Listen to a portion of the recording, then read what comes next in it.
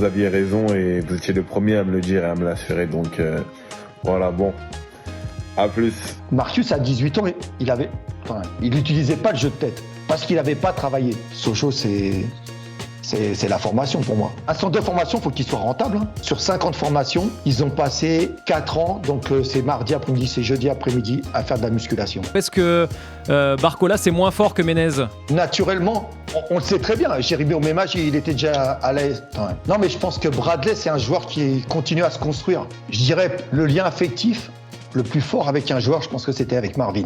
Salut à tous, bienvenue dans RMC Mercato, c'est votre nouvelle émission foot de RMC Sport, les dessous de la direction sportive d'un club, les coulisses des transferts, comment on gère un club, comment on construit un effectif, et on vous attend avec vos questions évidemment sur le chat. Ils sont là, Rémi Dumont et Loïc Moreau. Ça va les garçons ? On va parler formation les garçons aujourd'hui. Vous savez, il y a 2 semaines on a parlé direction sportive, il y a 1 semaine c'était plutôt comment un entraîneur sur le marché peut essayer de se vendre. Et bien on va parler formation, la formation des jeunes, à quoi ça sert un centre de formation. Et notre invité est là, il est dans RMC Mercato, c'est un formateur émérite, un homme qui a accompagné l'éclosion de Marcus Thuram et Ibrahima Konaté à Sochaux, celle de Malo Gusto et Bradley Barcola à Lyon. C'est Eric Elie qui est avec nous depuis Sochaux. Bonjour Eric.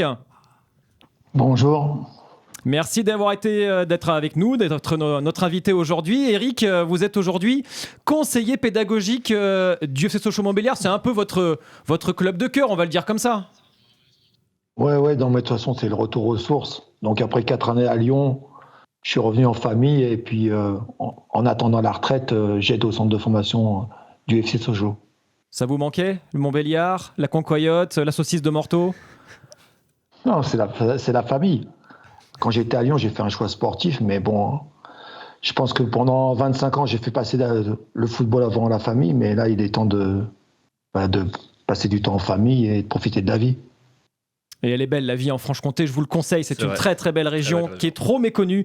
Sachez-le, la Franche-Comté, on voit des super matchs à Bonal. On va parler formation, on va parler de l'utilité des centres de formation. Eric, on va évidemment parcourir votre CV, mais d'abord ça se passe comment ce retour à Sochaux, ce retour au club, un club qui a failli disparaître récemment, on le rappelle. Non, on va dire, il y a le niveau de l'équipe 1 qui est aujourd'hui en national. Au niveau de la formation, on a été, on va dire, moyennement touché. On a toujours des moyens corrects. On a quelques jeunes qui viennent petit à petit en équipe 1. Maintenant, ce qui est sûr, c'est que l'avenir du club, on a tous besoin que le club remonte en Ligue 2. On a tous besoin évidemment que le club remonte et le centre de formation, ce sera l'un des atouts de Sochaux. Alors on va dérouler votre CV, Eric, avec Loïc qui va nous montrer tout ça. Voilà, donc déjà merci Eric de nous avoir fait parvenir donc votre CV, le résumé de votre parcours. Alors, hop, on commence par la fin, formateur donc à l'Olympique lyonnais. C'est ce que vous disiez, Eric, c'est votre dernière expérience qui a été fructueuse, puisque vous avez gagné notamment la Gambardella en 2022. Vous avez aussi été en quart de finale de Youth League avec un beau petit groupe, quand même. On voit les photos, notamment Bradley Barcola et Malo Gusto. Une expérience qui aura été riche pendant 4 ans. Qu'est-ce que vous en retenez, Eric, de ce passage à l'Olympique lyonnais, vous qui avez passé quasiment l'intégralité de votre carrière à Sochaux? Ouais, ça m'a amené de la fraîcheur, même si j'avais à 56 ans, j'ai décidé de franchir le pas. Non, mais je pense que comme les joueurs, arrivé à un moment en tant que formateur, je rêvais de connaître la vie dans un grand club, quoi. Et donc j'ai dit, ça a répondu à mes attentes. Parce qu'on a tous des idées, mais des fois on manque de moyens financiers. Et à Lyon, je dirais qu'au niveau de la formation, on peut mettre les idées.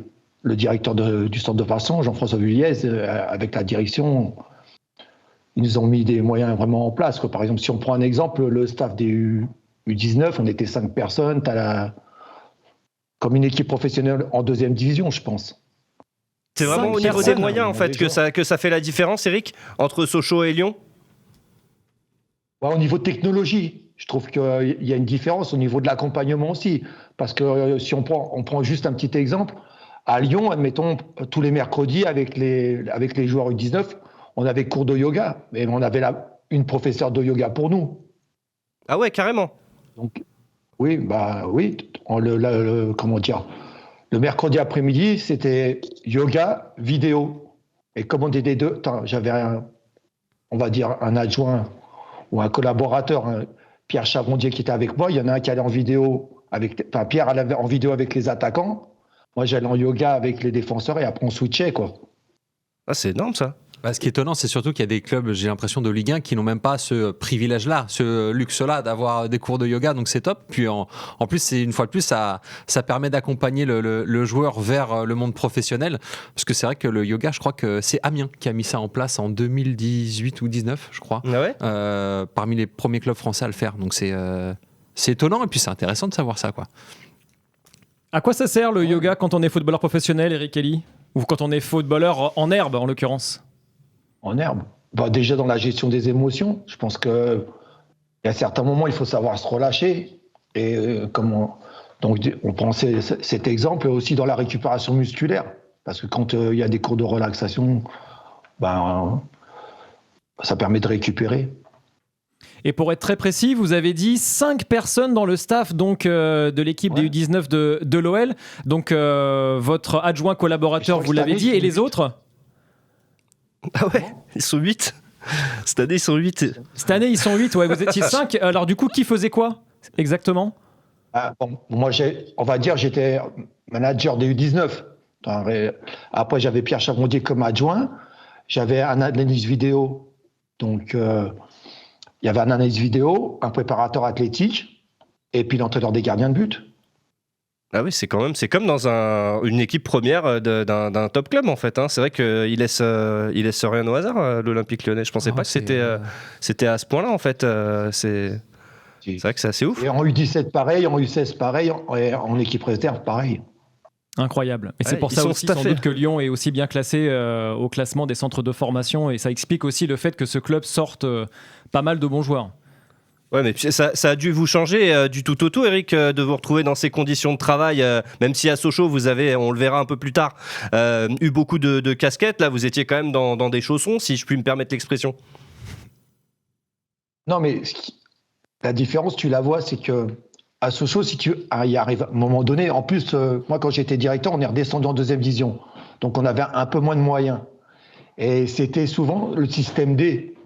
Mais le système D, je pense qu'il épuise aussi les gens. Alors qu'à Lyon, oui, tu te retrouves avec des moyens technologiques surtout plus importants. Par exemple, aujourd'hui à Sochaux, on a des GPS, mais quand je suis arrivé à Lyon, tout de suite, on avait les GPS. Toutes les idées que je pouvais avoir à Sochaux, quand je suis arrivé à Lyon, ça existait déjà. Donc c'était agréable.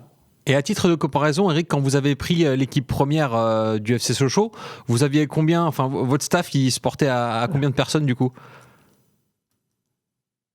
On était peut-être l'équivalent, mais on prend l'exemple. Par exemple, c'est moi qui faisais les entraînements, alors qu'à la plupart je pense que des équipes actuelles, l'entraîneur général, il donne la ligne de conduite, mais c'est souvent l'assistant, même qui met en place sur le terrain. Nous, mais bon, chaque chose en son temps aussi. Je veux dire, les choses, elles évoluent et tant mieux, parce qu'on s'aperçoit qu'aussi, par rapport aux nouvelles générations, on a besoin par exemple, de plus de... Moi, je pense que quand j'ai commencé ma carrière, par exemple, c'était possible tout seul de bien entraîner un groupe de 20 joueurs. Je pense qu'à l'heure actuelle, si tu veux bien entraîner un groupe de 20 joueurs en formation, il faut être au minimum 2 sur le terrain. Et pourquoi, Eric ? Qu'est-ce qui fait que ça a changé ? C'est la capacité d'écoute des joueurs ? C'est l'exigence des joueurs aussi en termes d'apprentissage que vous pouvez fournir ? Je pense qu'au niveau de la concentration, ça leur fait du bien d'entendre aussi des fois un deuxième discours, un discours avec la même ligne de conduite, mais de façon... On n'a pas tous la même personnalité. Et aussi, on peut dire que des fois, par exemple, moi, je dirais, j'ai un style un peu directif. Et c'est bien que quand j'ai un adjoint, que des fois, il arrondisse un peu les angles. Il y a aussi, moi, je suis un ancien défenseur. Quand on fait les spécifiques, je vois Pierre Chavondier, c'était un attaquant. Et c'est tout est bénéfique pour les joueurs. Ouais, d'avoir ces deux casquettes-là. Sur le chat, vous n'hésitez pas, vous posez vos questions à Eric Elie, qui a été formateur, donc entraîneur des U19 à l'OL, Loïc, mais pas que, surtout, votre club, on l'a dit, c'est le FC Sochaux-Montbéliard. J'ai calculé, Eric, dites-moi si je me trompe, mais ça fait 22 ans passés à Sochaux, dont 5 en tant que directeur du centre de formation. C'est à l'écran entre juin 2015 et 2019, avant justement que vous alliez à Lyon, et c'est notamment pour ça que vous êtes avec nous et que vous nous faites l'honneur d'être avec nous cet après-midi. C'est justement par rapport à ce passif directeur du centre de formation, parce que là aussi vous avez eu de beaux résultats avec Sochaux, vainqueur de la Gambardella donc en 2007 et 2015, qui fait 3 coupes Gambardella entre Sochaux et Lyon, et vous avez aussi porté un petit peu toutes les casquettes dans cette formation sochalienne, puisque vous avez notamment dirigé, Rémi le rappelait, l'équipe première il y a une petite dizaine d'années de cela. Vous les avez maintenus d'ailleurs, j'en perds mon oreillette d'ailleurs, c'est un peu la folie. Mais qu'est-ce que vous retenez, Eric, de ces 5 années à la tête du centre de formation ? Est-ce que c'était le moment où vous avez senti que vous pouviez mettre en place votre projet réellement ? Ce que j'ai aimé, c'est que je pense que j'ai été directeur au bon moment de ma carrière. C'est-à-dire que j'avais eu l'expérience en tant que formateur avec FC Sochaux, avec l'équipe U19 et avec l'équipe réserve. Mais aussi, j'avais eu la chance, quand j'ai fait les 20 mois avec l'équipe 1, sous mes ordres, j'avais quand même un certain nombre de joueurs qu'on avait formés. Et là, je me suis aperçu que peut-être des fois, il y avait des petits manques. Mais au lieu de dire, voilà, c'est pas normal, par exemple, les joueurs, ils se nourrissent pas bien, ils ont du mal à s'assumer en dehors du terrain et tout. J'ai analysé et je me suis dit, s'il y a des manques, c'est aussi parce que c'est dû à la formation. Voilà, peut-être qu'en formation, on peut améliorer les choses, quoi. Donc, si je prends un exemple, par exemple, parce que je vais parler de la nourriture, quand je suis devenu directeur du centre de formation, j'ai demandé au cuisinier du centre de formation, tous les mardis soirs, qu'ils me prennent 2 joueurs pour les aider à faire à manger. Parce que moi, j'ai été formé au FC Sochaux, je me suis marié jeune et tout, et si je prends mon exemple, je suis comme les joueurs, je sais pas faire à manger. Un petit œuf quand même, petit œuf sur le plat. Ouais, des pâtes et des œufs, quoi. Des pâtes et des œufs, Eric, quand même. Je sais pas faire à manger. Non, mais entre guillemets, au lieu de dire c'est de la faute des joueurs, moi je préfère dire qu'est-ce que nous on aurait dû faire pour que les mettre dans une meilleure situation. Vous voyez, je vais prendre un autre exemple là, ça va être un exemple technique. Moi, quand j'étais au centre de formation dans les 10 premières années, on va apprendre sur les corners, on était toujours marquage individuel. Et moi, je me suis aperçu qu'avec les pros, j'aurais aimé qu'à un moment, on passe en zone. Mais les joueurs, ils n'étaient pas habitués. Même moi, je vais être honnête, je n'étais pas assez formé pour... C'était l'entraîneur des gardiens qui avait déjà travaillé en zone qui s'en occupait. Et donc, depuis, quand je suis revenu au centre, j'ai dit, voilà, on va faire 6 mois en individuel, 6 mois en zone. Comme ça, le joueur, quand il arrivera en équipe 1, quel que soit l'entraîneur, il est prêt donc pour les 2 méthodes, quoi. Mais en fait, c'est une sorte de remise en question permanente, Eric. Ouais, c'est ce que dans le métier de formateur, mais je pense que dans le métier d'entraîneur, c'est ça qui est intéressant. C'est-à-dire que tu peux pas rester figé. Tu peux pas dire ouais, aujourd'hui c'est comme ça, et puis on n'en démord pas, c'est de la faute des joueurs. Non, c'est pas ça. Moi, je pense que ce qui est enrichissant, c'est que tu dois avoir tes idées, d'accord, qui sont fortes. Mais il ne faut pas oublier d'être dans la réflexion parce qu'il y a aussi, je pense qu'on va en parler par la suite, mais il y a les mentalités qui ont évolué. Et comme je dis, tu dois garder ta ligne de conduite, mais tu es obligé d'évoluer quand même. Alors Eric, vous avez également été responsable de la préformation à Beauvais, entraîneur principal à Saint-Jean-de-Maurienne. Là, on fait un grand coucou à Alex Benchina, notre il a joué là-bas. chef d'édition adoré évidemment, puisqu'il est savoyard et non pas au Savoyard. Attention, il est savoyard quand on est à Saint-Jean-de-Maurienne. Eric, vous avez également été par 2 fois entraîneur de Sochaux avec les A, avec les grands. Est-ce que c'est le Graal ? Est-ce que c'est quand on a l'âme d'un formateur comme vous ? Est-ce que c'est ce qu'on cherche ? Ou est-ce que ça vous est tombé dessus un peu par hasard et ça reste la plus belle expérience de votre carrière? Non, moi, ça m'est tombé par hasard. Moi, je rêvais pas d'être entraîneur des pros. Moi, quand j'ai terminé d'être joueur, moi, je rêvais de... Bon, je m'étais préparé parce que j'avais passé les diplômes, mais moi, je rêvais d'être formateur. Donc, mais après, je suis très content d'avoir entraîné les pros. C'était une belle expérience. C'était enrichissant. Mais comme je dis, pour moi, les pros, c'est un métier et la formation, c'est plus une passion. En tout cas, pour moi, personnellement. Après, chacun a ses rêves, quoi. Et Eric, pourquoi vous rêviez d'être formateur? Qu'est-ce qui vous plaisait dedans? Parce que généralement, on se dit l'entraîneur, comme disait Jérôme, c'est le Graal. Qu'est-ce qui vous plaisait absolument dans le métier de formateur? Je pense que peut-être c'est ma personnalité aussi, quoi. Bon, il y a aussi, je vais pas mentir, moi je pense que des fois, moi j'ai joué qu'en 2e division, et la chance que j'ai eue, par exemple, quand j'ai entraîné les pros, c'est qu'on était en 1re division.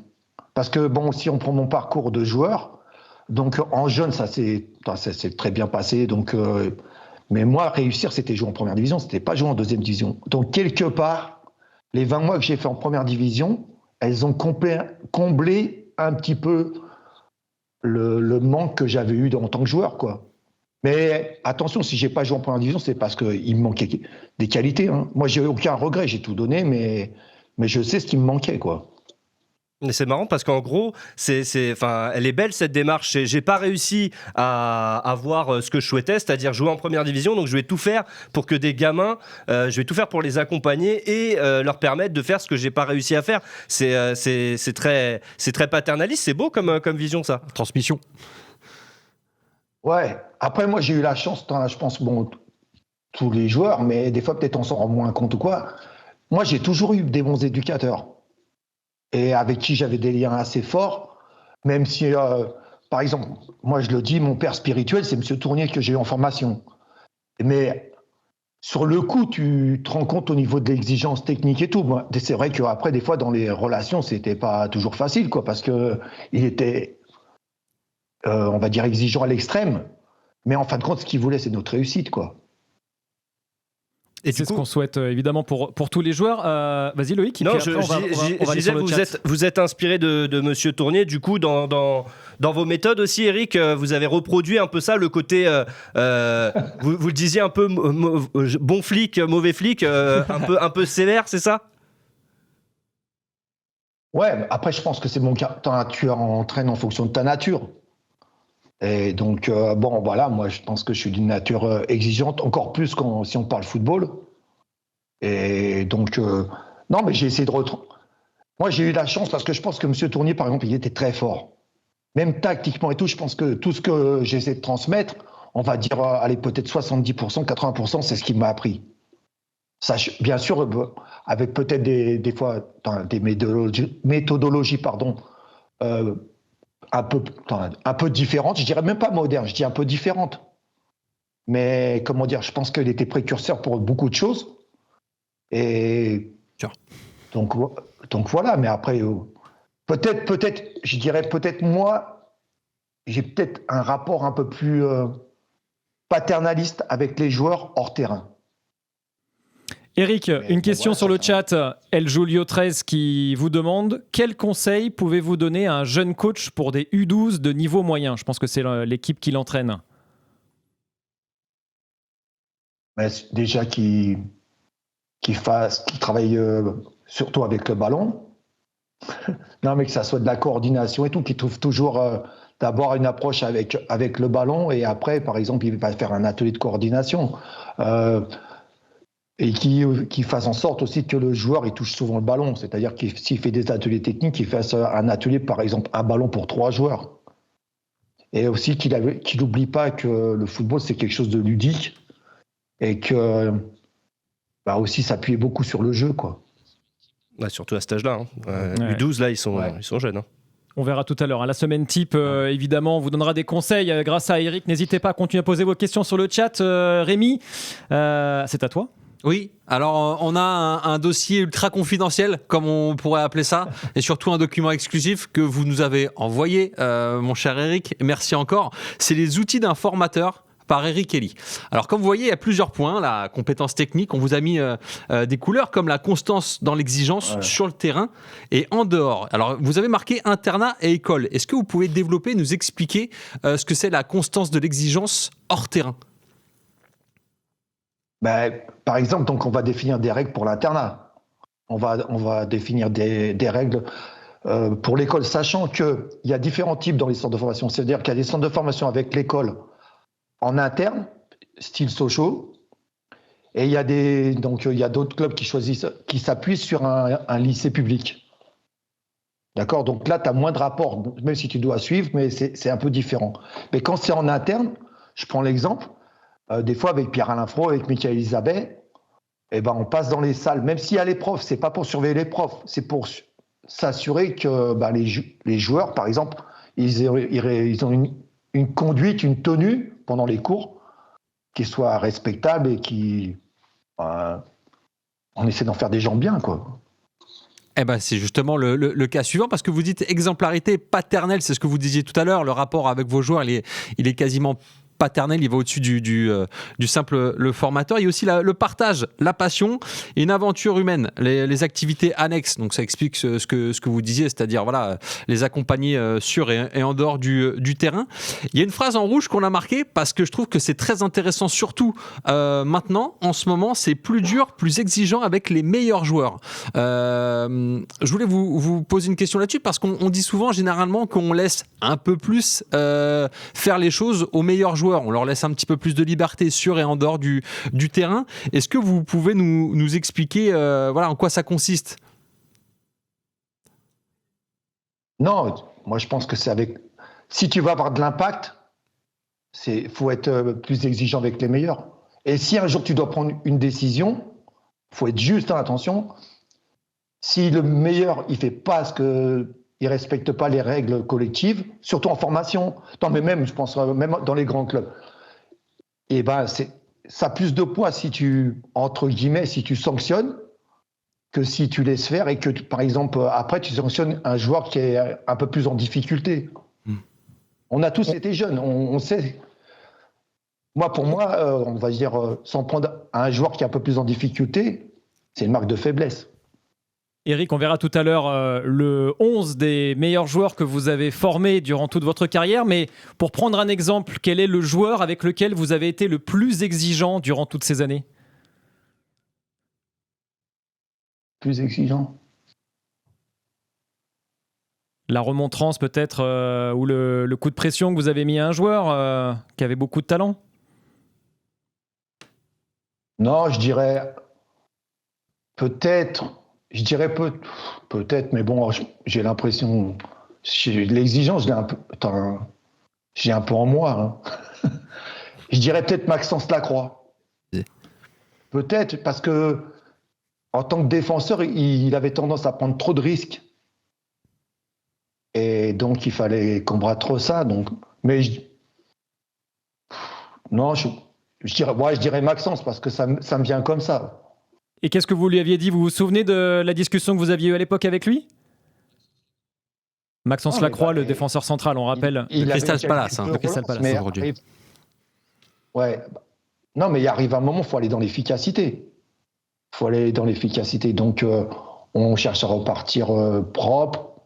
Mais si à un moment, il faut jouer long, il faut jouer long. On peut pas un défenseur, il ne peut pas se permettre, entre guillemets, de faire une erreur. Surtout s'il veut aller au très haut niveau. Tu as une erreur grossière de relance ou une prise de risque technique pour son plaisir et qui va coûter un but.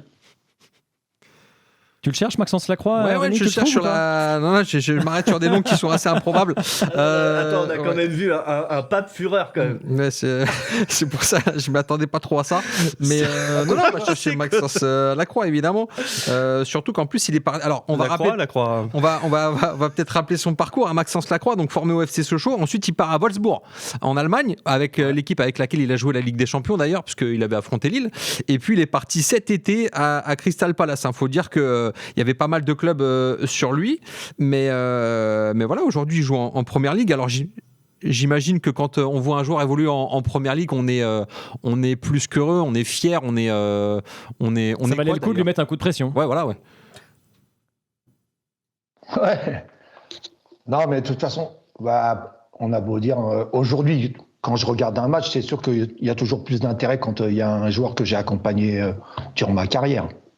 Et du plaisir. Eric, on voulait aussi vous faire parler de l'autre point rouge sur cette feuille. Alors, il y en a plusieurs, mais notamment celui de l'après-accompagnement, des qualités fortes à développer. Est-ce que vous pouvez expliquer, parce qu'on ne va pas se mentir, on vous a eu au téléphone pour préparer l'émission, parce que nous sommes des grands professionnels, évidemment, et vous nous avez donné l'exemple de Marcus Thuram. Est-ce que vous pouvez l'expliquer, justement, quelles qualités fortes vous lui avez fait développer ? Qualité forte. Aujourd'hui, je pense que c'est devenu un point intéressant de son jeu. Mais on va prendre l'exemple. Comme j'ai dit, Marcus, à 18 ans, il n'utilisait pas le jeu de tête. Et il n'avait pas un jeu de tête, il avait un jeu de tête très, très, très, très moyen. Parce qu'il n'avait pas travaillé. Donc, on a eu une discussion les deux. Et par rapport à ça, je lui dis, on ne peut pas accepter qu'un joueur de 1m90, il n'ait pas de jeu de tête. Je dis, moi, si je suis entraîneur professionnel, je dis, en formation, ils n'ont pas fait leur travail. Donc, lui, c'était un joueur, quand tu lui expliquais la nécessité, il l'intégrait et après, il travaillait. Et en plus, il avait des aptitudes, il ne faut pas se mentir. Je veux dire, tu peux dire, je vais te faire travailler, mais si le gamin n'a pas d'aptitude, ça ne progresse pas. Donc tout de suite, on a vu moi j'ai vu qu'il avait quand même avait des aptitudes, donc on a insisté sur ce point-là. Parce que si tu prends un joueur d'1m90, tu peux penser que c'est pour eux. C'est plein de choses, mais quand même qu'il doit avoir un bon jeu de tête, sinon c'est pas la peine. Eric, on va demander à Loïc Moreau, qui est un grand spécialiste de l'Inter, si ça a marché. Est-ce que Marcus Thuram marque des buts de la tête ? Oui, bravo déjà Eric. Merci d'avoir fait de Marcus ce qu'il est maintenant. Il rend de grands services à mon équipe. Mais c'est vrai que, comme vous disiez, c'est un joueur qui est très athlétique. Et effectivement, c'est marrant de savoir que c'est un axe d'amélioration sur lequel il a vraiment bossé. Parce que si vous nous aviez pas donné l'anecdote, c'est vrai que c'est difficile. Ça aurait été difficile de s'imaginer qu'il avait vraiment des lacunes à ce niveau-là, parce que ça reste quand même un joueur maintenant très complet, mais ça montre aussi le cheminement qu'il faut pour arriver justement à ce côté complet, global, surtout quand on parle d'un international français quand même, c'est pas rien. J'en profite puisqu'on parle de lui, de Marcus Thuram. Eric, vous êtes surpris de le voir performer autant à l'Inter? Ça, je pense que non. Mais du coup, on se demande, nous, pourquoi ça marche pas en équipe de France. Vous avez une explication, vous ? Vous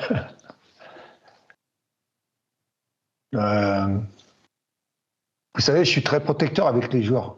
Et moi, j'espère qu'avec le temps, les choses, elles vont continuer à s'améliorer pour Marcus. Mais ce que je pense, au fond de moi, je suis désolé, je m'octroie le droit de réserve. Par respect pour Didier Deschamps, c'est pour ça ? Non, c'est par rapport à Marcus. Marcus, je veux dire, Marcus, mais beaucoup de joueurs, pour moi, ça est, entre guillemets, on est un peu une famille.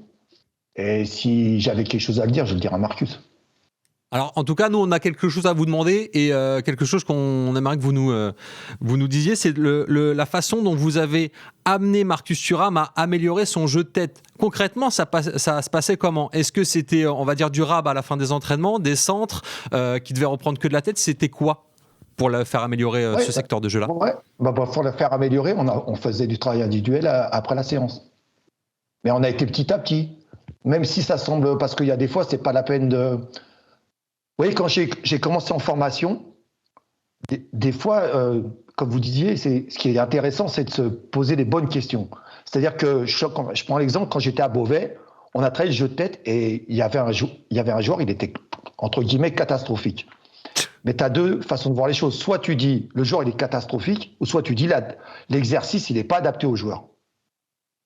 D'accord ? Et moi, je pense que, donc, par exemple, Marcus, bon, je dis tout de suite, j'ai vu qu'il avait des aptitudes, mais on a commencé à la base, quoi. Je veux dire, presque, je dirais, au début, on lançait des ballons à la main. Il travaille bien la gestuelle. Après, on travaille devant le but. Après, on met des centres. Mais d'abord, on apprend à marcher. Après, on apprend à trottiner. Après, on apprend à courir. Ben, j'ai l'impression qu'il cavale maintenant. Il se débrouille pas mal. Le cheminement. Non, parce que des fois, moi, par exemple, quand j'étais au centre de formation à Sochaux, sans fierté excessive. J'avais été habitué, déjà on n'était que 16, alors que maintenant dans les centres de formation on est 50. Mais nous on était presque pratiquement tous des internationaux. Et moi quand j'ai commencé en formation, pour moi ça me semblait inconcevable qu'un gamin de 18 ans, quoi, il soit, par exemple, il ait des telles lacunes, par exemple, sur des centres qui ne soient pas capables de la tête et tout. Mais je vous dis, des fois les joueurs ils sont différents et il faut que tu adaptes tes exercices, ta pédagogie par rapport aussi à la maturité du joueur.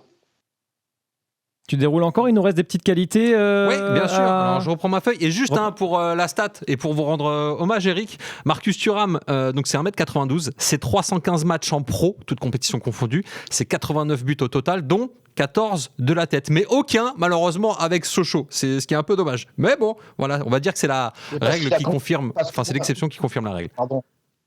Non, mais si je peux vous couper, c'est parce que moi, je pense que Marcus, il a continué de progresser. Moi, je pense qu'il va encore progresser. Bah oui, il est encore jeune. Sous ses airs joviales, et puis sous ses airs joviales, c'est un travailleur. Et il y a un dernier point qu'on voulait aborder avec vous. Bon, il y a la capacité à développer une relation de confiance entre les jeunes joueurs et le coach. Et vous avez marqué une dernière ligne en bas, c'est attention actuellement agents, parents, clubs politiques, enjeux financiers. Est-ce que vous avez déjà vu des parents, on va dire un peu fous, qui mettent en place le fameux projet Bappé, qui demandent à leurs jeunes enfants de devenir professionnels bien avant l'heure, et quels effets ça avait sur vous, les formateurs ? Moi, personnellement, j'ai la chance. On va dire aussi, quand je suis parti à Lyon, c'était parce que je voulais m'occuper que du football. Je ne voulais plus avoir affaire ni aux agents, un tout petit peu aux parents. Mais en fin de compte, j'étais surtout focus sur les joueurs. Après, je pense que le problème, c'est que quand on presse, les gens, ce qu'ils n'ont pas compris, je pense parce que dans le sport de haut niveau, c'est que on te doit rien en fin de compte. C'est à toi d'aller chercher les choses. Et si le joueur il va chercher les choses toute sa carrière, il va faire preuve de combativité quand il est titulaire, mais aussi quand il est remplaçant, quand il est en difficulté. Que si on lui donne tout de suite, il ne comprend pas. Moi, je pense, c'est symbolique, hein, mais le joueur, il doit souffrir.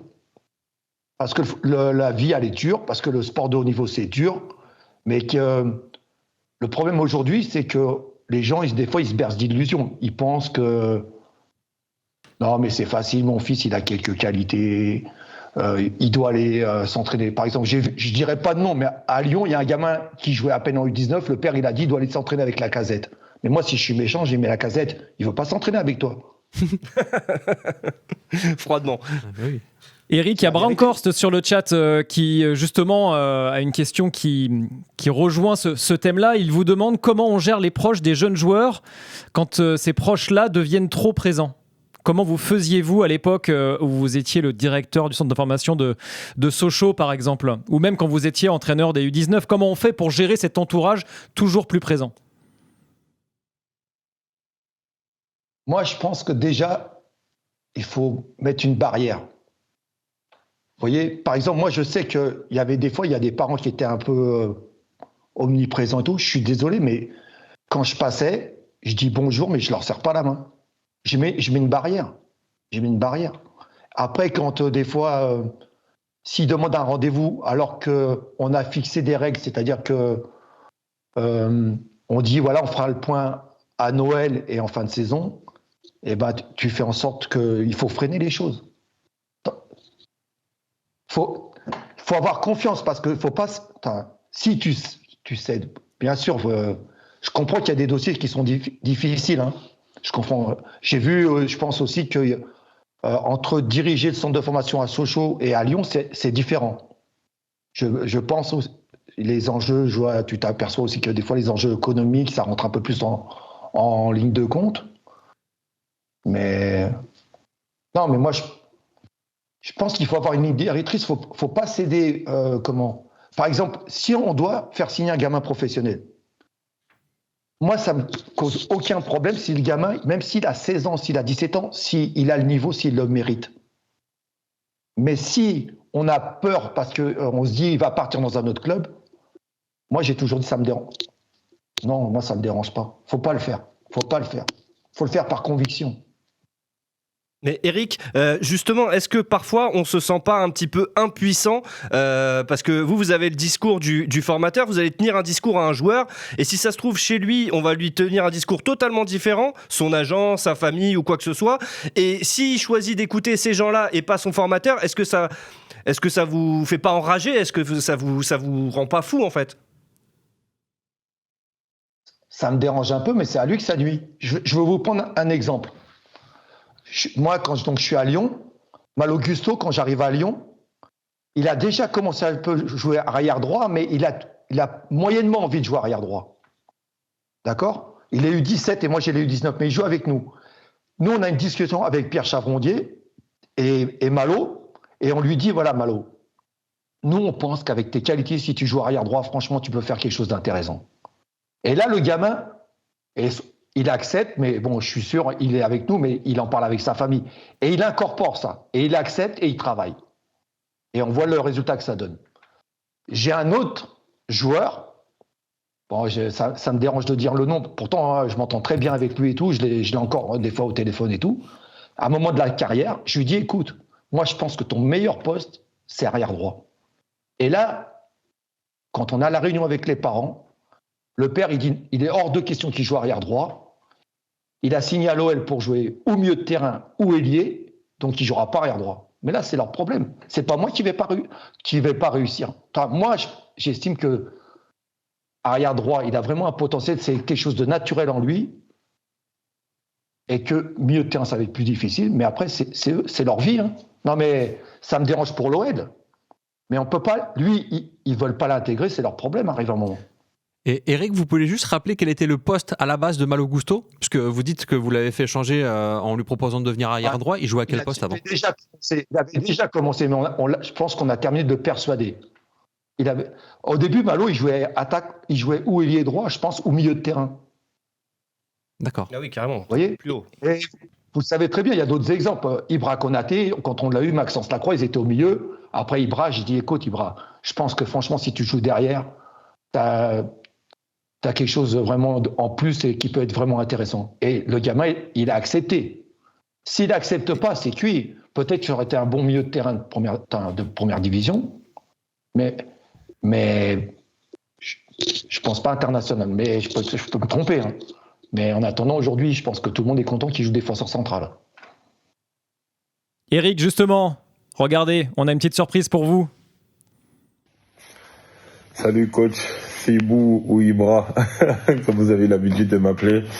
Bon, je vous fais cette petite vidéo pour refaire un petit mot car on m'a demandé quelques anecdotes ou les meilleurs conseils que j'ai pu recevoir de vous. En toute honnêteté, le meilleur conseil, ce serait réduire à néant tous les conseils que j'ai pu recevoir de vous. Il y en a eu tellement énormément.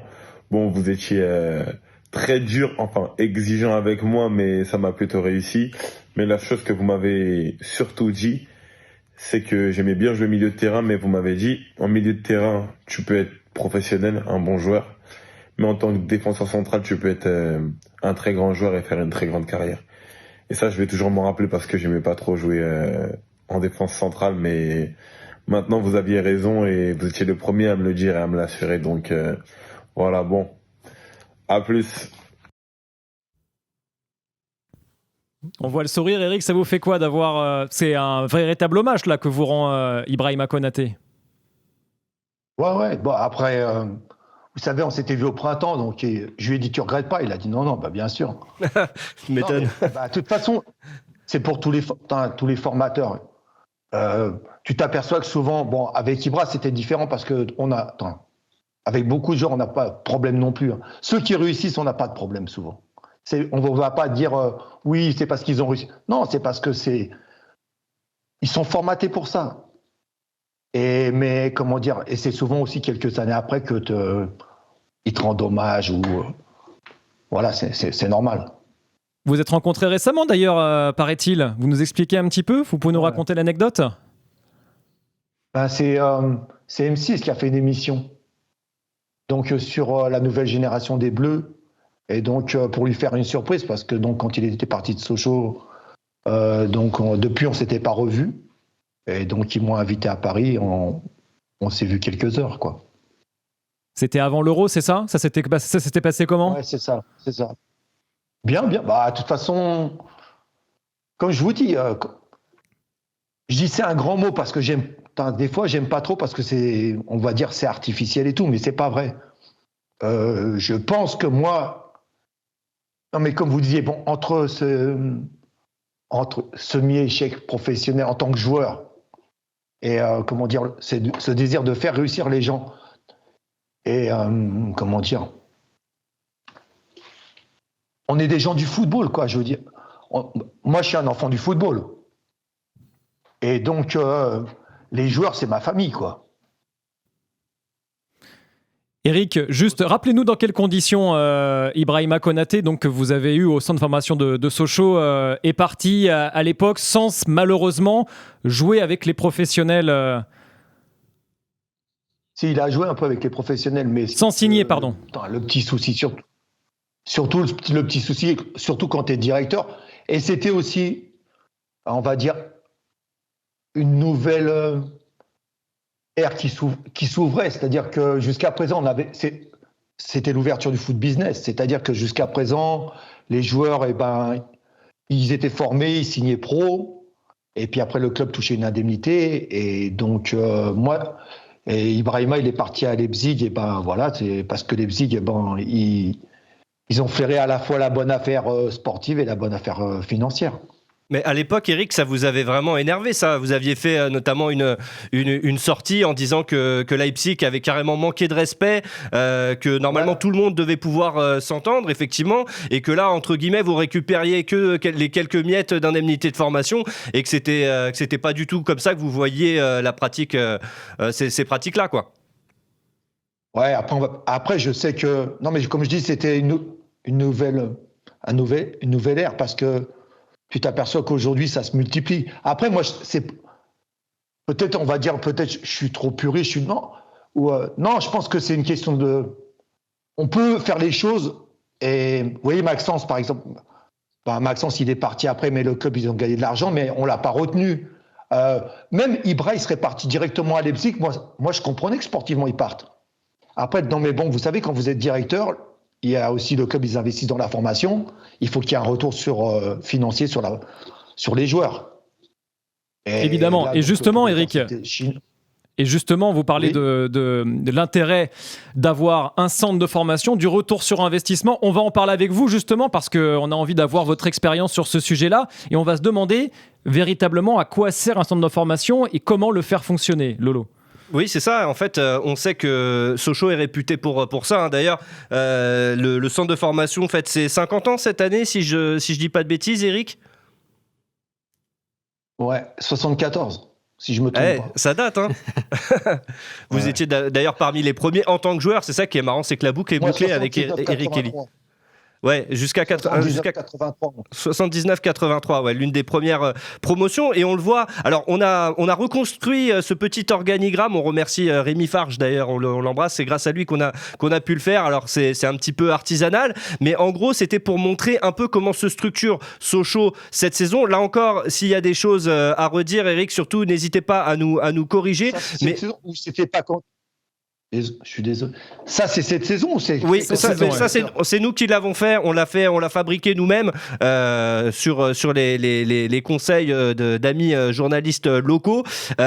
C'était surtout pour montrer effectivement que la formation, c'est au centre de la politique du FC Sochaux-Montbéliard. Donc on vous a mis, là vous êtes, vous avez bien sûr les actionnaires, le conseil de surveillance tout au-dessus, président directoire, ensuite président exécutif, manager général, et en dessous on voit donc le directeur du centre de formation, vous l'avez rappelé, qui est Pierre-Alain Fro, ancien joueur de Sochaux, du Paris Saint-Germain ou de Lyon notamment, et vous donc avec votre étiquette de responsable pédagogique. Déjà, cette étiquette de responsable pédagogique, Eric, est-ce que vous êtes vraiment, est-ce que vous êtes mis vraiment en retrait, c'est-à-dire que vous êtes derrière un bureau, ou est-ce que vous êtes quand même très proche du terrain aux côtés de PAF, de Pierre-Alain Fro? Non, on va dire, c'est un titre, mais on va dire c'est plus assistant technique. Donc sur le terrain, alors. Non, je participe aux entraînements, je suis sur le terrain. Moi, je suis un homme de terrain. Non, mais bon, là, si je voulais, je pourrais rester à la maison. Mais non, mais ce que j'aime, c'est je prends du plaisir sur le terrain. J'aime toujours être avec les joueurs. Et donc du coup vous êtes avec Pierre-Alain Frot. On voit ensuite les équipes qui sont corrélées, les U19 que vous avez entraînées donc à Lyon notamment, les U17, voilà, ça va revenir, ça c'est hop la magie, les U17, les U15. Mais justement ce centre de formation, Eric, c'est le poumon, c'est le cœur du FC Sochaux. Est-ce que Sochaux pourrait se passer de ce centre de formation, alors que la question se pose justement pour certains clubs de savoir si on le maintient ou pas?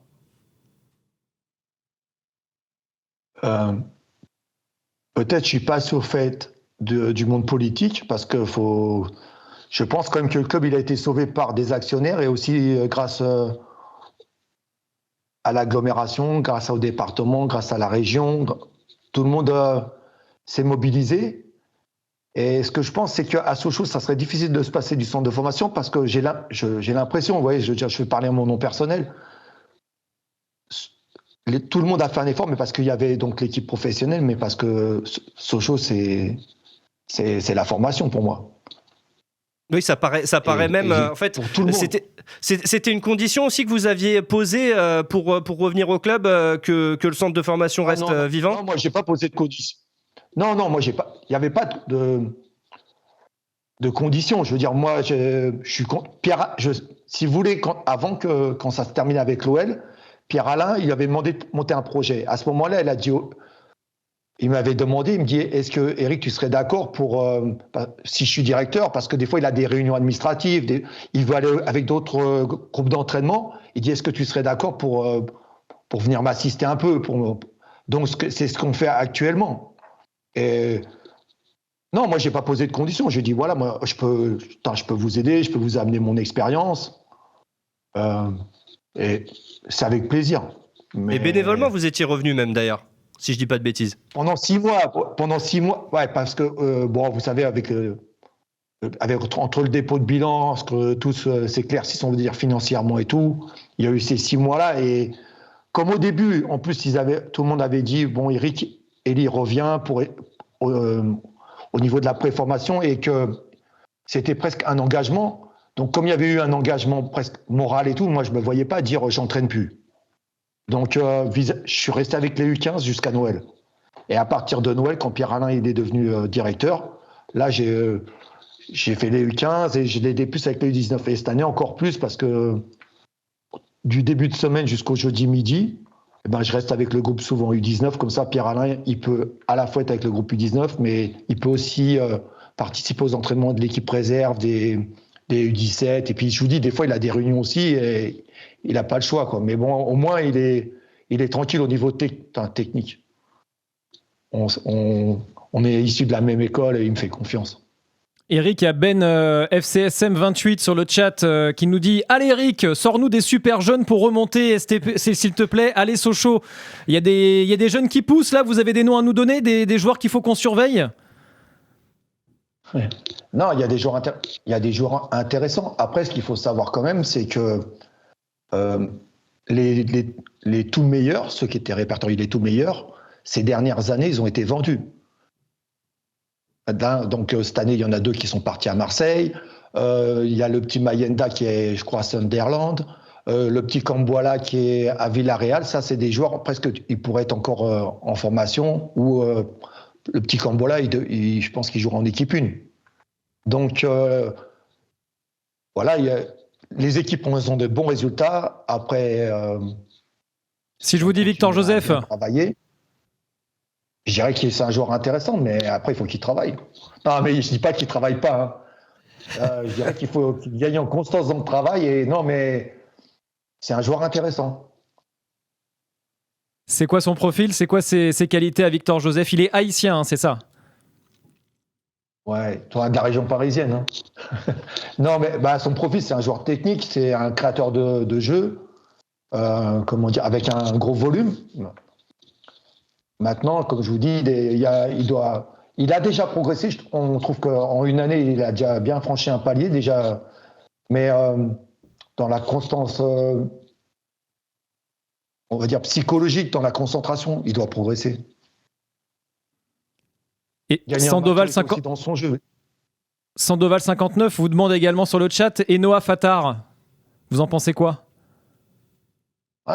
C'est un joueur intéressant. En national, c'est un joueur qui est dangereux, qui est percutant.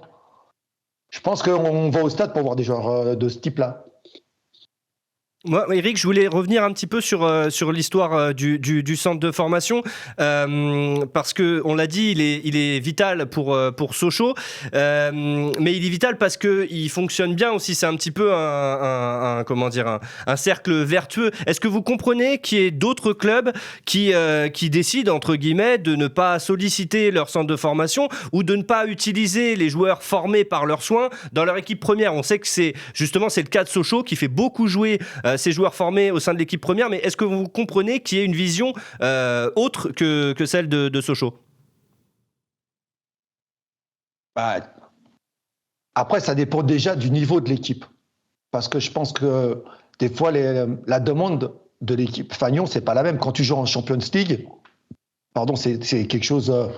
il faut vraiment des top joueurs. Et après, donc, ça dépend donc des moyens. Après, c'est aussi, tu t'aperçois que c'est l'ADN du club, quoi. Il y a des clubs, Monaco, ils font un peu de trading, mais tu t'aperçois qu'il y a toujours des jeunes du centre qui jouent en équipe 1. Parce que c'est dans l'ADN, ça a toujours été, de tout temps. Je veux dire, moi, ça fait 40 ans que je suis dans le football, ça fait 40 ans que c'est la même histoire. Lyon, ça a toujours été un club formateur. Après, c'est vrai que quand les clubs, ils ont un peu moins d'argent, souvent, ils font un peu plus appel aux jeunes. Et Eric, du coup, quand un joueur a le choix entre le centre de formation de Sochaux, de Paris, de Marseille, de Manchester United, de qui vous voulez, vous leur dites quoi? Vous appuyez sur quoi pour qu'ils viennent, qu'ils vous choisissent, vous, le FC Sochaux? Je pense que c'est la qualité de la formation. Avec un esprit familial, on peut dire ce qu'on veut, mais tu t'aperçois qu'on a vraiment quand même cet esprit d'exigence et on est proche des joueurs. 2, je pense qu'il va jouer à un bon niveau jeune, si c'est un bon joueur. Et puis après, que lui, il veuille aller à un niveau supérieur, c'est tout à fait logique. Donc avant, on va dire, on espérait qu'il parte peut-être à 22 ans. Et maintenant, tu sais, je pense, le gamin, si vraiment il est très bon, qu'il va jouer à 18 ans en équipe 1, et puis à 20 ans, il va rejoindre un club plus huppé. Et tout le monde sera gagnant, quoi. Parce que ce qui est important quand le joueur il est jeune, c'est le temps de jeu. Vous comprenez? C'est parce que c'est beaucoup plus difficile de réussir à Lyon que de réussir à Sochaux. Ça, je veux dire, tout le monde en est conscient. Mais quand tu es jeune, c'est le temps de jeu. Je m'excuse, vous allez dire, je me focalise sur Marcus, mais Marcus Thuram, sa réussite, elle vient, je pense aussi, de ses qualités, mais c'est de son parcours sportif. Je pense que c'est un exemple pour tout jeune joueur, mais aussi parce que son père, il connaissait bien le monde du football. C'est-à-dire que Marcus, il avait besoin d'étapes intermédiaires et de temps de jeu. Et au lieu d'aller partir de Sochaux, et je sais pas, d'aller voir peut-être à Lyon ou à Monaco, où c'était plus difficile, il a été à Guingamp, il a gagné du temps de jeu, il a continué à progresser. Il a été à Mönchengladbach, il a continué à jouer, il a continué à progresser. Et là, maintenant, il a l'Inter. Et il arrive à maturité. Il arrive à maturité à l'Inter. 27 ans, Marcus Thuram, on rappelle. Ouais, donc il a encore de quoi faire de belles choses. Juste pour Eric, toujours sur cette histoire de centre de formation, on est d'accord que il faut qu'il soit performant pour que vous puissiez obtenir entre guillemets des aides, je sais pas si on peut appeler ça des aides de la part de la Ligue, de la part aussi de l'UEFA. Donc il y a quand même une obligation de résultat. Vous êtes tenu aussi de le rentabiliser entre guillemets ce centre de formation. C'est pas juste une colonie de vacances en mode on est là pour que les jeunes jouent. Il faut vraiment, c'est quand même, c'est comme tout, vous me direz, mais il faut que ce soit rentable. Oui, mais après, il y a bon, comme ça, je vais éclaircir les gens. Il y a un petit souci, par contre, c'est que on prend l'exemple de Sochaux. On est en national, on a l'agrément, on est en catégorie 1, mais quand tu es en national, tu n'as pas de subvention de la Ligue nationale, tu n'as pas de subvention de l'UEFA. Alors que Rien quand du tu es en tout. deuxième division, tu en as. Tu n'as rien. Ok. Parce que quand on m'a présenté le bilan, on en a parlé avec les dirigeants, je ne comprenais pas parce qu'ils m'ont dit, voilà, je crois que c'est 3,5 millions, 4 millions le budget. Et je dis, mais je comprends. Comment c'est possible? Je dis, il y a quelque chose qui va pas. Et je dis, les subventions du UEFA et de la Ligue, elles sont où? Ils ont dit non, en national, on n'a pas de subvention. Donc ça veut dire que on est professionnel. Vous savez, il y a des critères pour être en catégorie qui sont fixés par la fédération, mais tu as moins de moyens. Tu trouves pas de subvention donc pour te soutenir. Mais c'est sûr que non, mais un centre de formation, faut qu'il soit rentable. Hein. Mais c'est du coup, c'est un miracle, Eric. C'est un miracle que vous soyez encore en catégorie 1 en étant justement national sans les aides de la Ligue et de l'UEFA, du coup. Enfin, c'est un exploit. Oui, mais c'est l'effort on va dire, tous les partenaires du club. Mais du coup, par contre, il faut pas y rester. C'est ça le message. C'est qu'il faut pas rester en national trop longtemps. Sinon, ça risque d'être compliqué.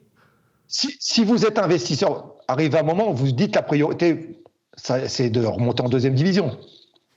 Et peut-être, moi je pense qu'à Sochaux, peut-être je rêve, mais c'est difficile à Sochaux parce que je vois pas comment en tout cas, on peut pas imaginer Sochaux sans centre de formation. Mais vous savez, peut-être à Nancy, ils disaient la même chose, hein, alors que Nancy, ils ont arrêté le centre de formation. Parce que ça dépend toujours des nouveaux propriétaires. Hein. Oui, il y a ça aussi. Mais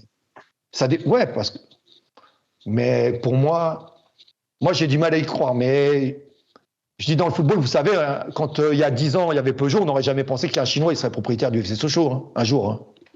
Et qu'il en ferait ce qu'il en a fait, entre guillemets, dans le mauvais sens du terme. Ouais, voilà. Bien sûr. Eric, question de J'ai pas de Luc dans le chat. Allez-y d'abord, allez-y. Moi Ouais, vous vouliez ajouter quelque chose, Eric, et puis après je vous pose la question. Non, mais je dis effectivement, il faut avoir ça, comment dire. Je voudrais pas choquer les gens, mais quand tu es comme formateur, ton boulot, c'est de former des joueurs professionnels. Hein. Même si j'ai dit on s'occupe de l'éducatif, on s'occupe de la scolarité et tout, mais tu vas être jugé sur le nombre de joueurs, quand tu es directeur, qui vont jouer en équipe professionnelle et combien ils vont être vendus. C'est du business. Je suis désolé de le dire, mais on est dans le professionnalisme. On n'est pas. C'est la vérité en même temps. On n'est pas là pour faire du. Et justement, combien vous arrivez à en sortir par génération? C'est ça aussi la question, parce qu'il y en a qui restent sur le carreau. C'est pas facile. Les meilleures générations, c'est combien de joueurs qui passent professionnels sur une génération? Ça dépend des clubs. Après, je dirais. Si tu entends. Peut-être on va me dire même c'est trop, mais si tu arrives à en sortir 3 sur 10, sur les 3, il y en a 2 qui jouent en première division, il y en a 1 qui joue en deuxième division, je pense que c'est bien. Eric, juste pour rappeler les critères d'efficacité des centres de formation, hein, Ligue 1, Ligue 2 et National, qui sont, alors c'est évalué depuis 4 saisons consécutives par la Fédération française de foot sur la base de 5 critères. Professionnalisation, U16 à U23 sous contrat professionnel dans les 2 premières divisions des 10 premiers pays au classement UEFA et le National. Temps de jeu en équipe première du club formateur. Et là, vous êtes bien. Sélection nationale, rencontre internationale disputée par les joueurs sans distinction de nation. Scolarité, diplôme obtenu lors de la saison précédente. Et enfin, représentation européenne, joueurs des clubs ayant des points au classement UEFA avec convention de formation d'au moins d'1 an. C'est quoi la convention de formation ? Ça veut dire que quand vous intégrez le centre de formation, vous êtes. Alors, la chose obligatoire, c'est d'être sous convention de formation. Parce qu'il y en a qui sont sous contrat. Vous pouvez être amateur et par contre, vous êtes obligé d'avoir une convention de formation. Vous comprenez ? Il y a des joueurs qui restent assez longtemps amateurs sous convention. Alors qu'il y en a d'autres qui sont aspirants ou stagiaires, et stagiaires après, ou alors eux que stagiaires, ils rentrent automatiquement dans les critères. Mais avant, je pense que quand un joueur il restait amateur, un certain nombre pour X raisons, si après, par exemple, il jouait en équipe 1 ou quoi, on n'obtenait pas de points quand il jouait.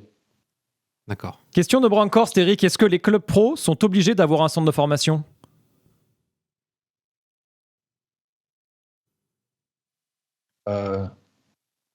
Moi, je dirais oui comme ça, mais... Non, je pense Vous, pas. vous me posez une colle. Hein.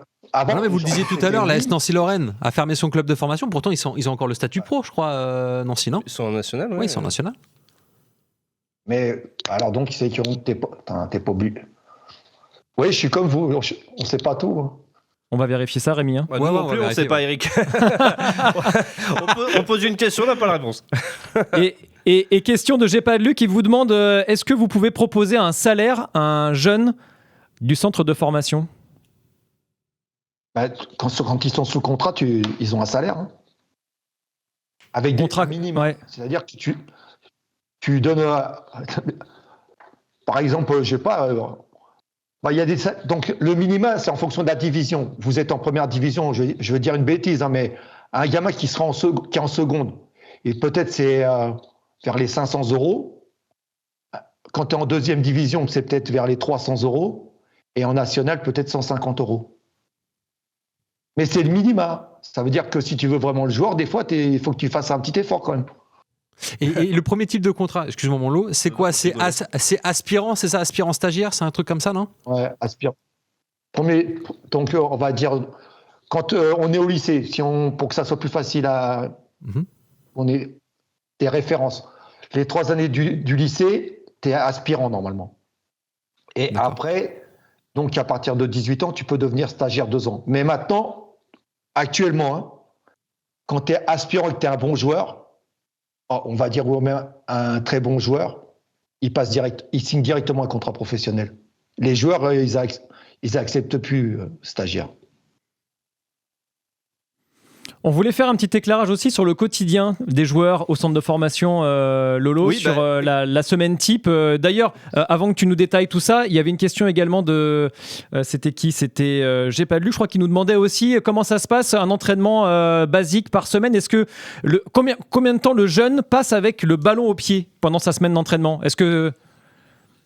Ah bah c'est la réponse. Ah mince. Tu as fait un petit spoil là. Bon, Désolé, bon, bah vas-y Lolo. Non, c'est pas grave. Non, mais c'est grâce à Eric justement qui a eu la gentillesse de nous faire parvenir quelques documents. Il partage avec nous sa méthodologie sportive, donc notamment sur les U19, pardon, avec cette semaine type, donc que vous voyez à l'écran, matin donc par journée, matin après-midi, ce qui se passe. Eric, est-ce que vous pouvez nous commenter un petit peu, justement rentrer un peu dans les détails, ce que disait Jérôme, pardon, en termes d'entraînement avec ballon. Donc on imagine que là ça concerne les U19, donc il n'y a pas forcément de temps d'école, j'imagine. Si, il y avait l'école. On n'a pas mis l'école, mais il y a l'école. En U19. Ah, donc, vous savez, la catégorie U19, c'est U19, U18. Mais les d'accord, U18, oui, donc il y a encore des mineurs. Ils sont en terminale. Par exemple, si on prend le lundi matin et le vendredi matin, par exemple, à Sochaux, ils vont à l'école. Après, tous les autres jours, souvent, ils vont à l'école de 7h45 jusqu'à 9h45. Et en début d'après-midi aussi, ils vont de 13h jusqu'à 15h. D'accord. Et quel type de cours à quel type de cours assiste-t-il? Est-ce que c'est classique, français, maths, anglais, tout ça? On fait venir des profs de l'extérieur et ils font ou bac général ou bac pro. Ok, ouais, c'est assez similaire à ce qu'on peut retrouver. Et là, on a un programme un peu plus détaillé, donc programmation U19. Alors, c'est vrai qu'il y a beaucoup de termes là. Donc, Eric, par rapport justement, vous disiez le conseil que vous aviez donné tout à l'heure sur l'entraîneur U12 du chat, c'était justement de faire des jeux avec ballon. Donc ça, c'est pour les enfants. Est-ce que c'est aussi le cas chez les U19? Est-ce qu'on multiplie justement ces exercices avec ballon, ou est-ce qu'on est plus dans le travail tactique? Comment ça se passe? Même le travail tactique, tu peux le faire avec ballon. Non, mais je dirais allez, on va prendre sur 14 heures d'entraînement. Normalement, sur 14 heures d'entraînement, tu fais au moins 12 heures avec ballon. Après, ça dépend du type de joueur.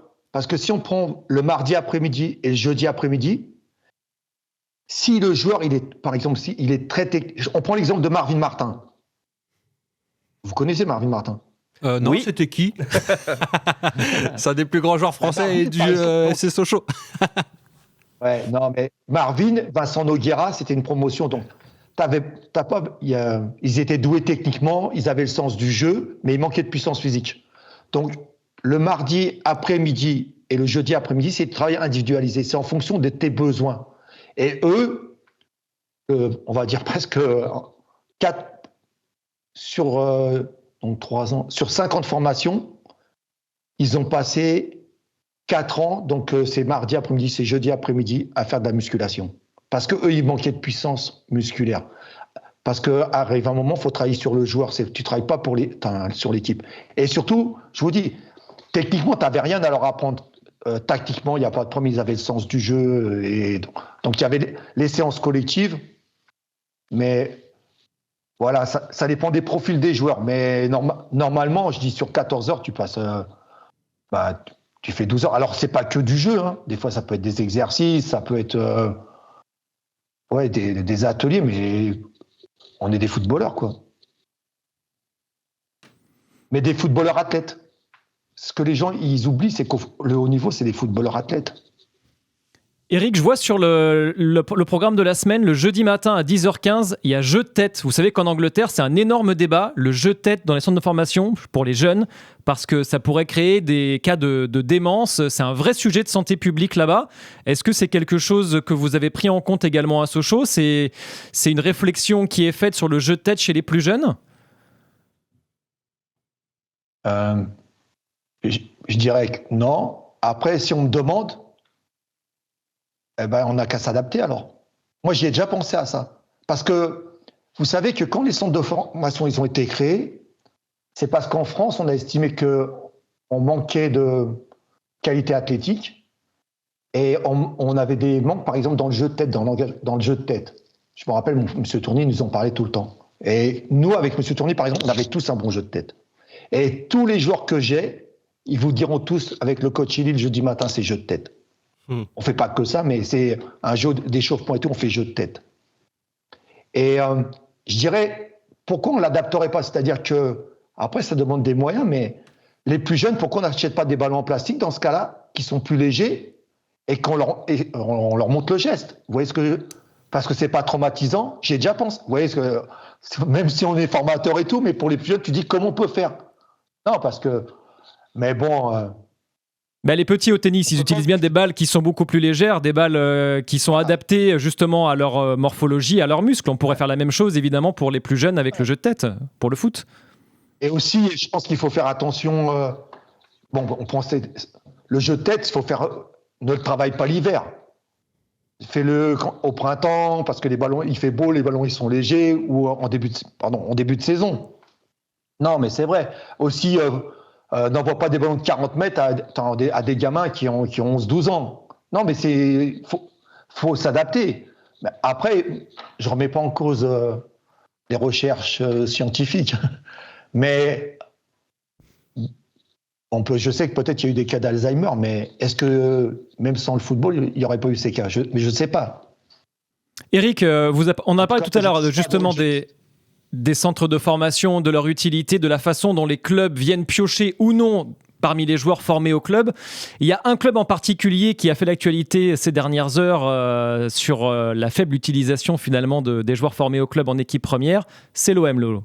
Oui, c'est Mehdi Benatia, qui est maintenant le conseiller sportif du président Pablo Longoria, qui a donné une interview à la Provence et où justement il demande aux plus jeunes d'oser. Hein, c'est ça, Jérôme. Il dit exactement: je me tue à répéter aux petits Daryl Bacola, Enzo Sternal, Kélian Abdallah, Gaël Lafont et compagnie qu'ils réfléchissent trop. Ils se disent trop qu'ils n'auront pas leur chance, que c'est compliqué. Il y a trop de respect. À l'époque, on n'était pas comme ça. Quand Samir Nasri prenait le ballon à l'entraînement, il n'avait qu'une idée en tête: comment éliminer Habib Bey ou Abdoulaye Meïté. Et moi, quand je défendais, j'ai déjà eu des réflexions de joueurs qui me demandaient d'y aller plus doucement. Quand tu répondais, on te renvoyait sur le terrain synthétique. 20 ans plus tard, tu en tires les leçons, car le football a changé nos vies. L'OM, Eric Kelly, c'est un club où on ne peut pas former de joueurs on ne peut pas en tout cas faire jouer en équipe première des minots qui ont été formés à la commanderie. Tu peux, mais il faut que ce soit des top joueurs, je pense. Oui, c'est un peu le sens que dit Benatia. Non, mais il dit il faut qu'ils aient du culot. Mais souvent, les top joueurs, ils ont du culot. Après, Après, si je comprends bien son article, c'est qu'il dit qu'ils sont trop respectueux. Mais d'autres fois, on dit les gamins, aujourd'hui, la nouvelle génération, ils sont pas assez respectueux. Donc on s'aperçoit que dans le sport, de toute façon, il faut trouver le juste milieu. Mais les joueurs qui sont bons, ça va vite. C'est souvent les joueurs qui sont moyens, c'est plus compliqué. Mais les joueurs qui sont bons, Jérémy Ménez, il a été s'entraîner avec le pro, ça a été tout de suite. Riyad Boudebous, quand il a été avec les pros, il avait 19 ans, il est resté. Moi, j'avais pris Jérôme Roussillon, ça s'est passé. Après, comme je dis, je pense que c'est... Est-ce que je poserais une question, est-ce que quand il y a des changements de direction à l'OM, c'est pas souvent on annonce la formation, on va s'appuyer dessus et tout, et qu'en fin de compte les années elles passent et les exigences elles sont très élevées à l'OM pardon, mais ouais c'est difficile quand même de réussir. Je vais juste rajouter une statistique parce que par rapport à l'article et l'interview de Mehdi Benassia, ici de Bakola, Sternal, Abdallah et Lafont, donc ce sont les quatre joueurs qui font partie du groupe qui ont gagné la Coupe Gambardella en mai dernier. Bakola, c'est 0 minutes avec l'équipe professionnelle cette saison. Sternal, 22 minutes. Abdallah, 2 minutes. Et Lafont, 0 minutes. Voilà, juste pour replacer le contexte. Oui, mais je pense que, on peut replacer le contexte aussi parce que moi, quand j'ai gagné la Gambardella les deux premières fois, les joueurs, c'était des U19, U18. Et aujourd'hui, la Gambardella, c'est U18, U17. Donc c'est plus jeune encore. Et attends, c'est plus jeune. Et on prend l'exemple en 2007, quand j'ai gagné la Gambardella, il y a 3 joueurs qui font la reprise avec les pros. Martin, Noguera et Conqui. Et il n'y a que Noguera qui est resté dans le groupe pro. Martin, pourtant qui a été international, il est retourné au centre de formation pendant 1 an. Et pourtant, quand il avait sauf que Martin, il a continué à travailler. Il s'est pas plaint sur son sort. Bien sûr que je pense qu'il était triste et tout. Martin a continué à travailler, il a réussi. Yannick Conqui, qui était un peu plus fragile moralement, il a échoué. Il y a la dimension psychologique aussi. Ouais, gagner la Gambardella, c'est pas signe de réussite. Non, oui, c'est sûr. Eric, je voudrais juste revenir sur ce que vous avez dit par rapport aux générations, la façon dont les nouvelles générations se comportent par rapport aux précédentes. Vous avez un sacré panel justement de générationnel, on peut dire. Est-ce que quelle est pour vous la plus grosse différence entre les premières générations que vous avez eues à former et celles qui arrivent maintenant ?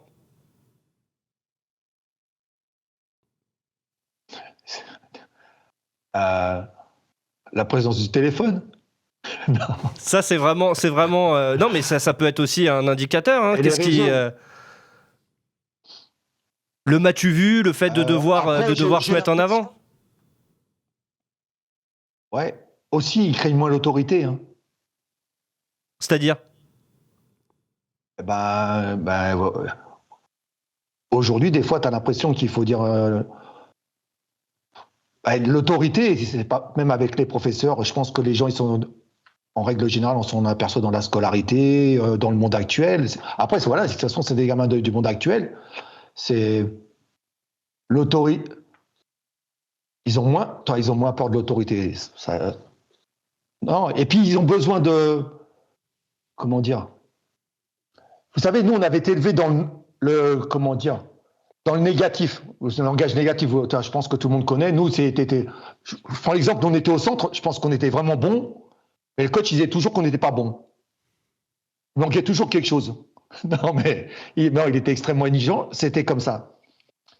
Après, on a commencé à dire, faut attention, Et aujourd'hui, presque, je pense que tu peux pas dire les mêmes choses. C'est-à-dire que ce qui a beaucoup changé, c'est qu'aujourd'hui, faut que tu fixes des objectifs. Faut que tu laisses de l'espoir à l'enfant. Si tu lui dis, ça va être très compliqué, l'enfant, il s'écroule.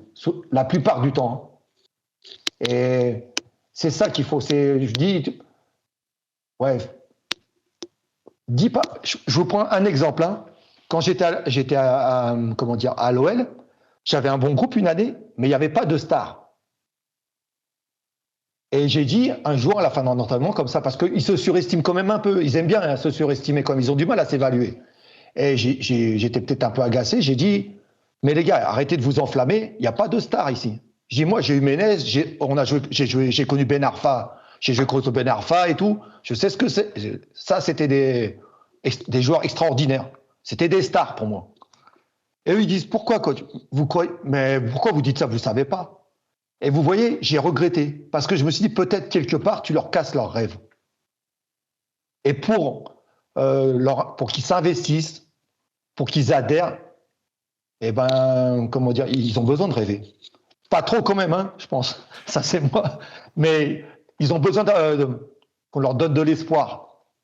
Ça, c'est l'éducation positive, hein. C'est comme avec nos enfants, hein, tout simplement, hein. Je crois que c'est générationnel. Eric, on profite de votre présence, évidemment, pour jeter un coup d'œil aux joueurs que vous avez formés. On vous a préparé, avec votre collaboration, évidemment, le 11 des joueurs que vous avez formés durant toute votre carrière, que ce soit à Sochaux et à Lyon. Alors, on voit parmi les gardiens, donc on a Kroos, on a Patouillet... Prévost. Non, Prévost, mais il y en a un en dessous, j'arrive pas à voir. C'est Mathieu Dreyer, bien sûr. En défense centrale, on a Loukeba et Konaté, on a Maxence Lacroix, Pébernes et Sarr également. Côté droit, on a Pierre Kaloulou, Malo Gusto, Mbakata, Fuchs et Roussillon. Dans le couloir gauche de la défense, Boudbouz, Martin, milieu de terrain, Noguera, Ménez, on en a parlé, Bakambu, Barcola, Erding, Butin et puis donc Marcus Thuram. Voilà, on a fait ce. Franchement, ça a quand même de la gueule. Vous avez vu du talent quand même durant toutes ces heures-là. Ouais, j'ai eu de la chance. Moi, je le dis tout le temps, j'ai eu de la chance parce que j'ai pu accompagner des bons joueurs. Parce que la base de tout, c'est le recrutement. Et là, dans ce 11, ils sont plus que 11, Eric. Là, il y a un joueur dont vous avez envie de parler plus particulièrement. On a parlé de Marcus Thuram, on a parlé de Jérémy Ménez, de Riyad Boudbouz, vous l'avez cité, Konaté évidemment, Lacroix bien sûr. Il y a d'autres profils, des souvenirs qui remontent là en voyant cette liste-là. Il n'y a pas Mevlut, Erding. Si, Mevlut, il est là. Il est en haut à gauche. Ouais. Non, mais il y a certainement... parce que des fois, il y a Pasloan Priva, par exemple, qui a joué comme en première division, qui a marqué un certain nombre de buts. Mais on va en oublier, de toute façon. Il n'y a pas Loïc Poujol. Non, on n'a pas mis Poujol, on n'a pas mis Priva. Ouais. Non, parce que c'est des joueurs qui ont eu plus de 100 matchs en première division. Non, mais bon. Non, mais la liste est dingue quand même, Eric. Elle est dingue. Enfin, je sais que vous êtes quelqu'un de modeste, mais quand même, rien que déjà Barcola, Bradley Barcola, quoi. Ouais, après, je l'ai eu qu'une année. Hein. Je veux dire, c'est le travail de plusieurs éducateurs. C'est pas, vous voyez ce que je veux dire? C'est pas que mon travail. La génération que j'ai eu le plus longtemps en formation, c'est la génération 88-89. Parce que je les ai eus à l'entraînement U17, je les ai eus en catégorie U19, et je les ai eus en équipe réserve à Sochaux. Et j'ai eu la chance, même quand j'ai entraîné l'équipe 1, ils étaient en équipe 1. Donc c'est qui cette génération 88-89 là dans la liste, Eric? C'est Marvin. Marvin Martin, ouais. Marvin Martin, Édouard Butin. Il y a Édouard Butin là? Non. Oui, en haut à droite. Édouard Butin. Ouais, donc il y a Édouard. Bon, même s'il est plus jeune, il y avait Jérôme Roussillon. Vincent Noguera. C'est eux que j'ai eu le plus longtemps. Parce que vous avez mis, c'est gentil, vous avez mis, Castello, Loukeba, mais je l'ai eu moi, à l'entraînement, je ne l'ai pas eu. Il a joué un petit peu en U19 quand il revenait de blessure. Il a joué en Youth League avec moi à Lyon, mais je ne dirais pas que je l'ai aidé dans sa formation. Bon, en tout cas, il y en avait un. Il y en a un travail d'équipe. Hein. Alors oui, mais il y en a un. Alors déjà, c'est un super travail d'équipe et on félicite tous les autres formateurs qui ont été avec vous. Mais quand on vous a eu au téléphone, vous nous avez dit que le joueur qui vous avait en partie marqué, enfin un peu plus que les autres, c'est Jérémy Ménez parce qu'il avait un talent inné. Vous pouvez nous raconter déjà un peu la première fois que vous le voyez, déjà qu'est-ce que vous décelez chez lui et voilà les fois où il a pu vous étonner sur un terrain.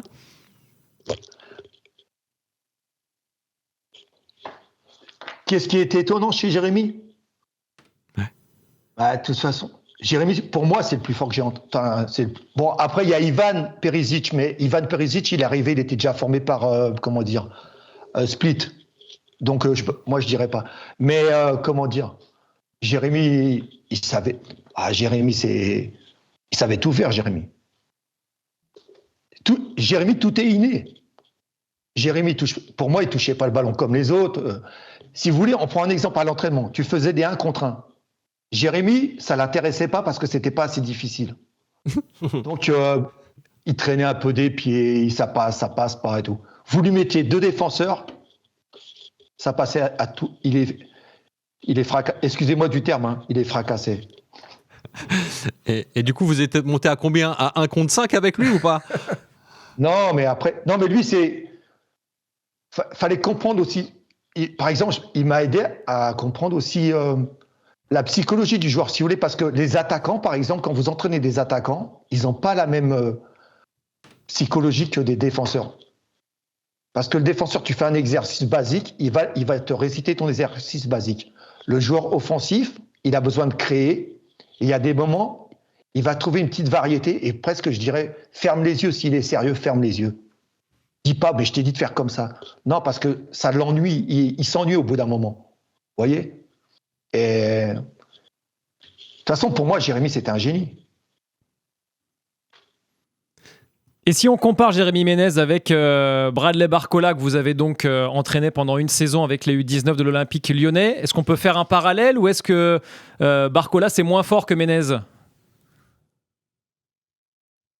Naturellement. Ouais, intrinsèquement. On le sait très bien. Jérémy, au même âge, il était déjà à l'aise. Il avait un peu d'avance.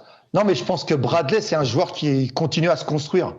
Que Jérémy, en fin de compte, une fois qu'il est passé en pro, c'était juste la constance dans l'effort. Mais le restant... À Jérémy, t'apprenais rien. Je pense que Bradley, il a des grosses qualités, mais il avait besoin de travailler. Pour moi, Jérémy, il n'a pas travaillé. Jérémy savait tout faire, il n'a pas besoin de travailler, Jérémy.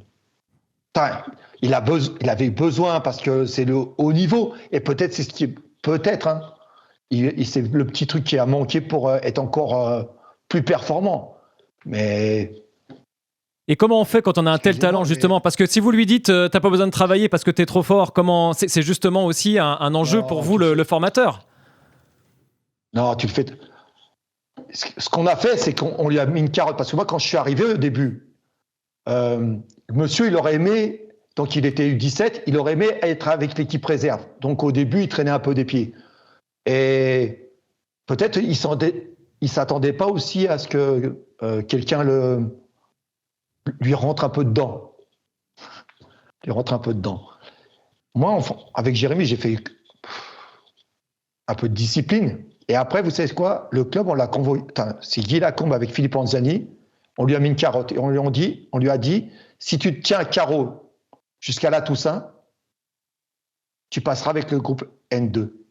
Et donc, c'est pour ça, et ça a été, même si 2 ou 3 fois, j'étais obligé de le sanctionner parce que par rapport à son talent et tout. Ça veut dire quoi, le sanctionner? Il faut quelques fois. Moi, je savais que c'était mon meilleur joueur et des fois, il était remplaçant. Je savais que c'était mon meilleur joueur. Une fois, excusez-moi du terme, je l'ai viré avec les U17. J'ai dit, c'est bon, tu vas avec les U17. Tu veux pas écouter, tu vas avec les U17. Qu'est-ce qu'il avait fait? Il était remplaçant à Strasbourg et monsieur, quand il est rentré, il traînait un peu des pieds. Du coup, le match suivant, vous l'avez mis sur le banc. Ça, enfin, vous l'avez renvoyé avec les U17. J'ai dit, j'en veux pas, il va avec les U17. Il a fait quoi en U17 après? Ça s'est bien passé. Après, il est revenu, mais à d'autres fois, il était... De toute façon, avec Jérémy, il fallait, entre guillemets, mais sans que... Par rapport à l'exigence sportive. Hein, parce que moi, vous allez dire, souvent, il dit il aime bien les joueurs, mais c'est vrai en plus. Mais Jérémy, c'est une bonne personne. C'est quelqu'un de bien. C'est pas le... J'aime pas des fois quand les gens ils disent ouais, il était spécial et tout. Non, c'est pas vrai. C'est quelqu'un qui était un peu renfermé, qui avait peut-être des fois des petits soucis dans la gestion de ses émotions. C'est une bonne personne. Et il comprenait, quoi. Mais il avait besoin de ça, quoi. Je veux dire, après le football, si t'es juste... De toute façon, si t'es juste, les joueurs, ils le savent. Eric, on a une autre petite surprise pour vous. Il est dans cette équipe-là que vous avez formée, regardez. Mon coach, j'espère que tout va bien. Bon, on s'est vu il n'y a pas longtemps, mais j'espère que tout le monde va bien. Je fais cette petite vidéo, bon, déjà pour faire un gros bisou, pour vous remercier parce que même si vous le savez déjà, j'ai énormément appris grâce à vous. Vous m'avez donné beaucoup de confiance, beaucoup d'exigences, mais ça nous a fait énormément de bien. Et j'ai énormément progressé et appris grâce à vous, donc merci pour tout.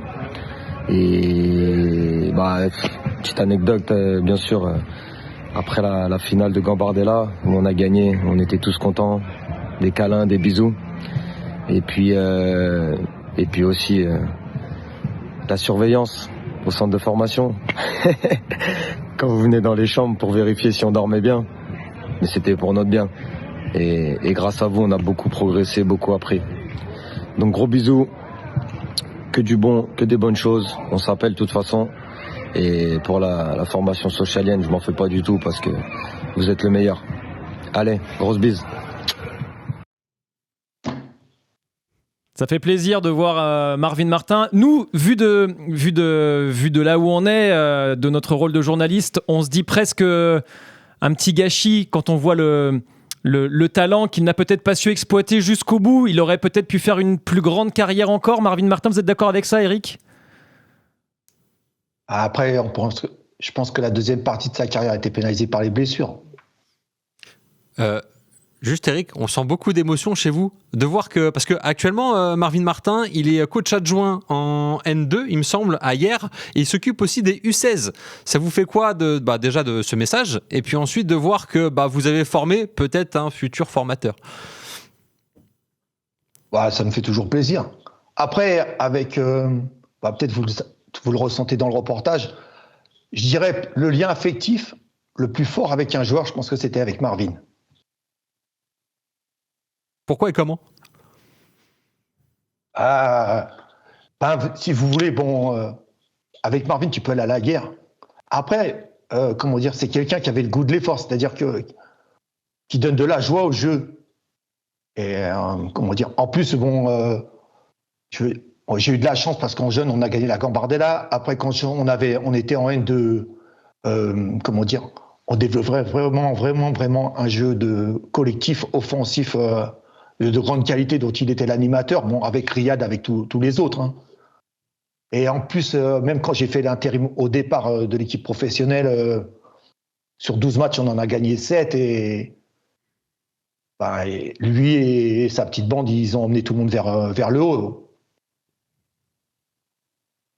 Il aurait pu jouer plus haut, selon vous, sans ses blessures? Il serait allé jusqu'où?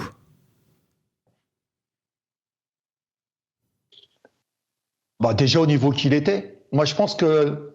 Non, il était déjà arrivé à un niveau très haut.